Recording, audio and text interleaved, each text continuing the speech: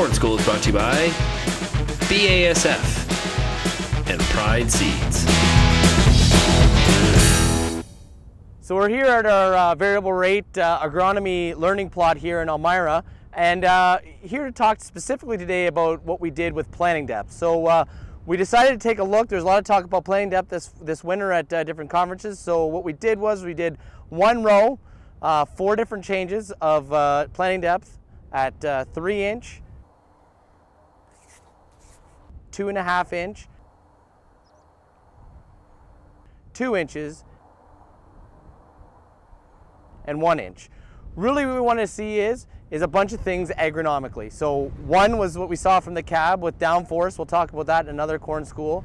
The other is just how that changes the corn coming out of the ground, and also looking at things later on in the season, crown nodal root development and how close it is to the ground, followed by yield in the fall. But right now we have corn out of the ground, so let's see how that planting depth is really impacting that corn. So we're going to dig up some plants and take a look. So as you can see here, we look at the different planting depths. So starting on this one, my left or your right is 3 inches. This is planting depth. This one is 2.5 inches. This one is 2 inches, and this one is 1 inch. So the interesting thing here that really shows off is, so our ground level is roughly about here. So your crown roots, or your nodal roots, are always in that kind of 1/2 inch to 1 inch below seed level. So here, as you can see, this right across, there's our crown and nodal roots right there.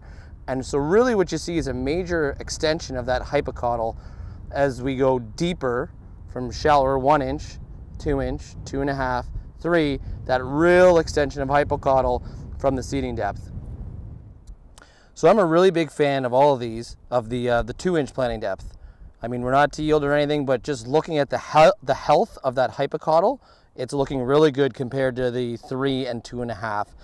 Yes, the 1 inch depth looks really good, but the problem is when we run later into the season, A, these nodal roots are really close to the soil, and B, if we are going to get in a little bit drier, that seed depth and those roots going down are just a little bit shallower. So currently, I'm really liking the 2 inch planting depth. But I guess as we go on through the growing season, we're going to do some kernel counts with Veritas, and we'll actually see what the yield difference is here.